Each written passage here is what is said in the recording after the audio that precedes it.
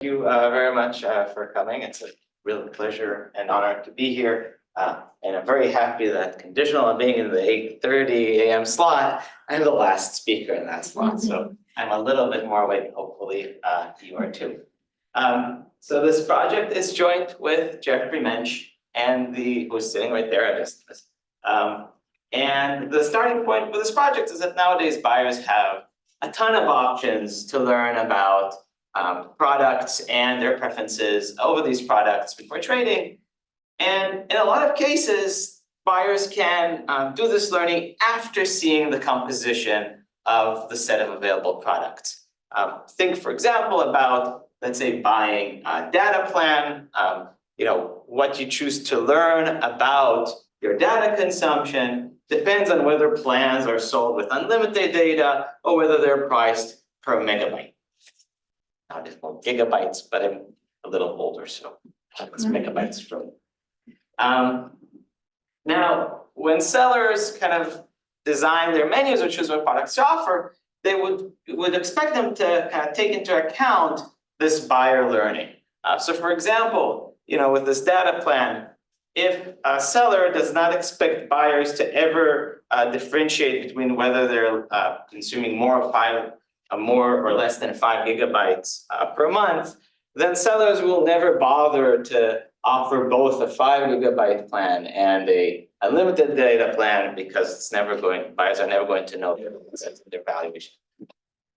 And so the question we want to ask is, how does this need to account for the buyer learning impact the set of products in the market? Well, say in the market, but we're going to be much narrower. We're going to think about a monopolistic seller, okay? And not just any monopolistic seller, but one with vertically differentiated goods, the ones that only differ in terms of quality. So in terms of the overview of the model, we're going to have a seller and a buyer. The seller is going to offer a menu of products that differ in the quality and transfer. The buyer is going to see the menu and then choose what to learn about his preferences. Our learning is going to be flexible but costly. And after the buyer chooses what to learn, he's going to see the realization of the signal and choose a menu item, and people will get their profits in pairs. So let me give a little bit more flesh to this, a little bit more details for this timing. Our seller's menu is going to be some compact subset of qualities and transfers, so make sure the optimum always exists, and it's going to have to include the no purchasing option, so it's 0, 0. If the buyer chooses an option QT, the seller's profits are going to be the T, which is the transfer that the monopolist is going to get, minus the cost of providing that quality. That is this kappa of Q, which is generally a convex function, could be weakly convex, it could be affine in certain cases, areas. In general, we will assume either linear costs, so either there's a constant marginal cost for quality or strictly convex costs. So that's the case where they're strictly increasing cost for quality, though some of the sort of general analysis works for any kind of convex kappa. There's going to be increasing, so higher quality costs more, continuously differentiable, and the cost of providing no service is 0. What the assumption is going to make about the buyer's preferences? Well, the buyer's utility from a Q and a T is going to depend on some type theta, which is going to be a number. It's going to tell us the buyer's constant marginal utility from quality. So given a type theta, the buyer's utility from Q and T is going to be theta Q minus T, so utility is quasi-linear. And this preference specification was introduced, let's say, in the exogenous information case, or if you want full information case, whichever way you want to read it, by Musa and Rosen. Compared to them, we're going to assume that the buyer does not get to see theta, but rather chooses a costly signal about that theta after seeing the menu. And what I kind of want to do in the next few slides is to kind of walk through the building up of how we're going to model this information acquisition decision. It's familiar probably to a lot of you from the information design literature, but I still need to walk through it for others. So, right, the buyer, suppose the buyer sees the menu theta, sees the realization of her signal S. Now, what menu item will the buyer choose? Well, we'll choose the menu item QT that maximizes, the expected utility given that signal realization. But once you stare at this object, you realize that Q and T are both known to the buyer. So really, the buyer is just trying to maximize, her posterior mean for the type times the quality minus the transfer, and this is going to have various implications. So it means the buyer's choice depends only on this posterior mean. One implication it's going to have is that we can use standard revelation principle reasoning. Okay, now instead of thinking of the seller offering a menu, we can think of the seller as offering these two maps, a map Q and a map T, Q for quality or allocation and T for the transfer, that tell us for any kind of posterior mean that the buyer might have, what is the quality transfer pair that posterior mean buyer chooses. And of course, we need these Q and T to satisfy the usual incentive compatibility constraints. So the theta type wants to buy what the theta type is supposed to buy. And individual rationality, the theta type is better off than the outside option. The second implication is that in terms of the buyer's information, the only thing that matters is the marginal distribution of this posterior mean type. So this, and you can see that by just writing players' expected utilities here for the seller. The seller doesn't care at all about the buyer's actual type here, and so the seller just cares about what the buyer is going to purchase, and that only depends on the signal realizations. As for the buyer, once they choose S, the cost is sunk, and so they only care about what they're going to choose. Again, only depends on posterior means. So the way we're going to model information acquisition is by letting the buyer choose any sort of marginal distribution for his posterior mean that can arise from some signal. And this, we know in the information design literature that this is the same as the set of CDFs that admit the prior type distribution as a mean preserving spread.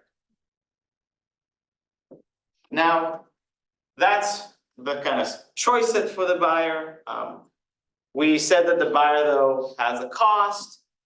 We're going to model costs directly as functions of this chosen posterior mean distribution. And the interpretation of a C of F is that this is the cost of the cheapest randomization across signals that results in the posterior distribution F. Now, we're going to make specific assumptions on this cost function, but then we're going to assume that it's what we'll call posterior mean separable from the terminology from Jeffrey's other paper, which I think he's presenting later this afternoon. He provides he and Malik provide a characterization of these kind of costs, so I highly recommend going and seeing it. We're just going to assume that it's cost function. So what is this cost? It tells you that for any F, its cost is going to be the integral according to F of some little c function, where this little c is going to be strictly convex, and we need it to be twice differentiable. Now, if I threw out the twice differentiable, this assumption is just saying that the big C is affine and strictly increasing in informativeness rather than mean preserving spreads. Okay, we proved that formula in the paper. In that case, you would have gotten this little c that was twice differentiable almost everywhere. So we're just making it twice differentiable everywhere as our assumption.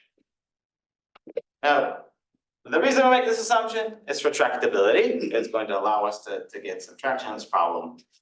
But you might want to have some way of interpreting these costs. So to try to give you the way we would interpret them, let me kind of talk about a different cost formulation that's maybe more familiar from the flexible information acquisition literature or rational attention. And that's the posterior simple costs. Those are costs that are usually formulated over the set of feasible distributions over posterior beliefs that the buyer might have from any kind of possible signal. And the cost that's assigned to each such distribution over posterior beliefs is usually given by the expectation of some divergence of the posterior belief from the prior. And the broad interpretation of these costs is that they kind of give you some measure of expected dispersion of the buyer's beliefs from the prior. So how can you think of posterior mean separable costs? Well, you can think of them also as some sort of expected dispersion, but now we're only measuring sort of dispersion in what the path relevant statistics of the buyer's beliefs, in particular the posterior mean. So that's sort of a way of trying to interpret these kind of costs. But again, the reason we make it is because it's provides tractability.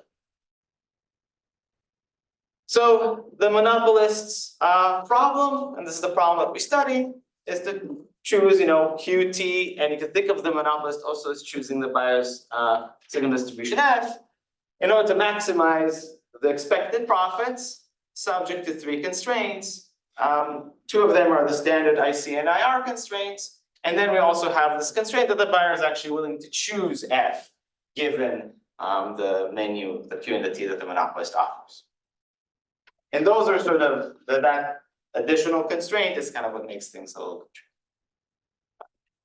So we can't solve this problem in general. So the broad way that we solve this is through a perturbation technique, or not really solve, we provide some structure on the optimum. For a perturbation technique to make sense, you have to make sure that you have an optimum. In this case, it's not trivial because this argmax part for the buyer means the set of QTs and Fs that are optimal is actually kind of not well behaved at all. Okay, you lose that correspondence itself is not well behaved with Q and T.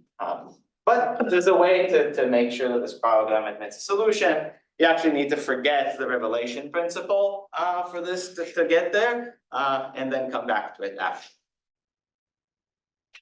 So what do we do with this program? I'll just give you kind of the summary of the economic takeaways, and then I'll see how much time I have, and then tell you a little bit of our methodology. So the first thing that we kind of extract from this program is that now we have an additional downward pressure on quality that did not exist before. And you can see that by sort of comparing kind of the quality distortions that you get in our setting to the setting with exogenous information. First, let's talk about what happens when marginal cost for quality is strictly increasing. With exogenous information, we know that we get sort of downward distortion of quality for all types, except at the very top. At the very top, we know that in general, you don't want to distort quality downwards in that case. In our case, you're going to get still downward distortion in quality everywhere, but in addition, you're going to also get it with appropriate assumptions on the costs at the very top of the buyer's chosen quality type distribution. So that's, you see this additional pressure on quality downwards that comes from this flexible learning component.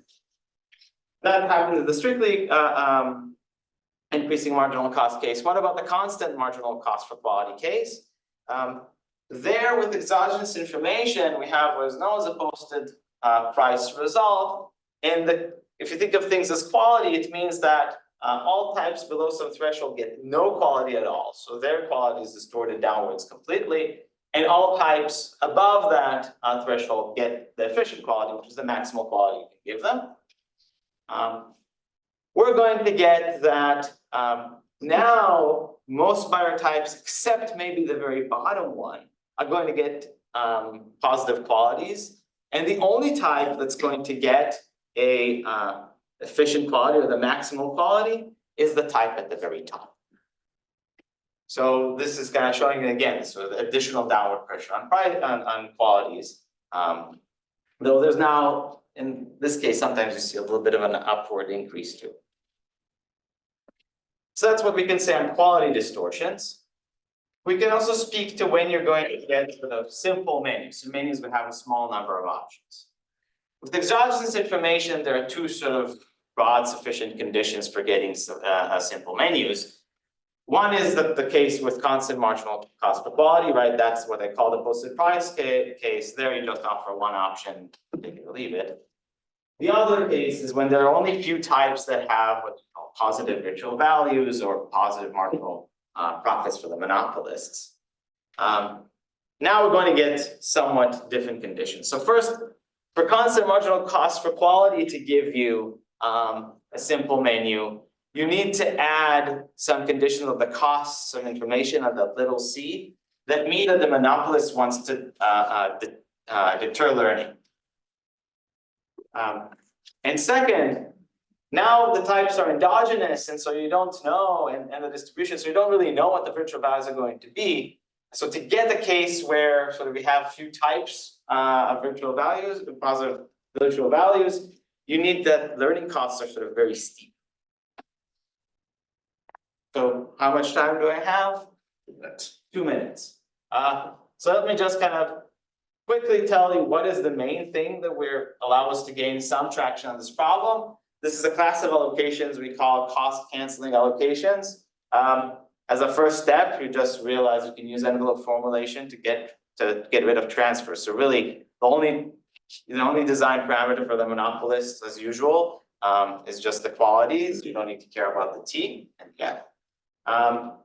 So what are cost canceling allocations?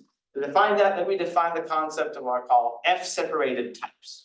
So a type theta star is F separated if basically the signal that generates F tells the buyer at least as much information as to whether his type is above or below theta star. I'm going to let, for given F, let S of F be the set of F separated types. So an allocation is going to be cost canceling if the difference between Q of theta and C prime of theta is increasing over the range where Q has interior qualities. Drop the parentheses.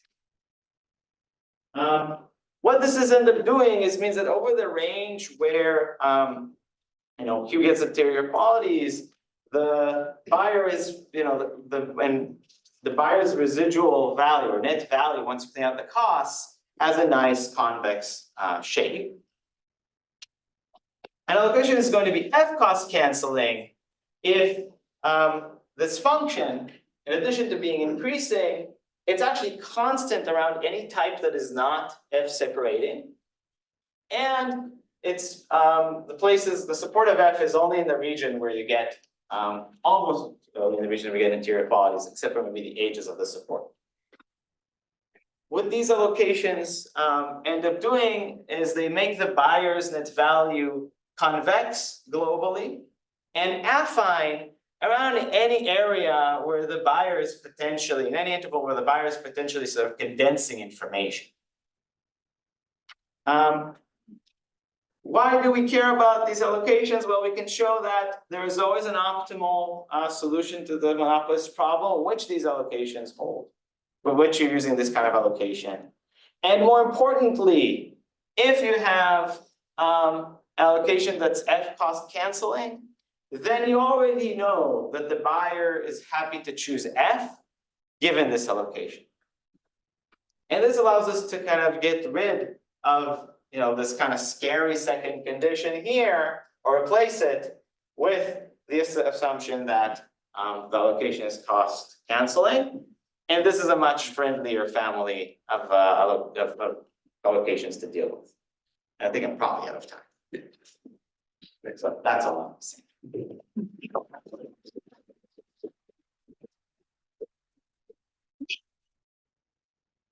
Questions?